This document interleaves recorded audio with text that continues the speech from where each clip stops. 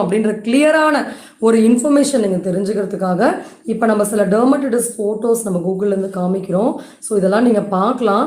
எந்த அளவுக்கு அந்த ரெட்டிஷ்னஸ், அந்த ஸ்கின்ல ஒரு ரெட்டிஷ்னஸ் இந்த இடம் தான் இல்லாமல், ஸோ அந்த ஒரு எந்த ஒரு இடத்துல அது ஸ்டார்ட் ஆகுதோ அங்கிருந்து ஒரு செடி, ஒரு இலை படர்ந்து கொண்டு செல்வது போல உடல் முழுதும் பரவி ஒரு நாளடைவில் ஒரு கிரானிக்கான ஒரு பெரிய ப்ராப்ளம் ஆகக்கூடிய அளவுக்கு ஒரு மோசமான ஒரு பிரச்சனை தான் இந்த டெர்மட்டிட்டிஸ் அப்படின்னு சொல்லக்கூடிய இந்த எக்ஸிமா.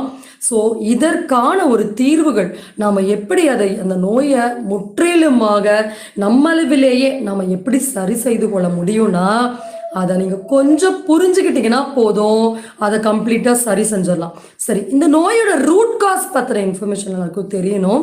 ஸோ இது ஆன்செட் ஆகிறது எப்படி அப்படின்னா, இது நம்ம இந்த நோயின்னு இல்லை,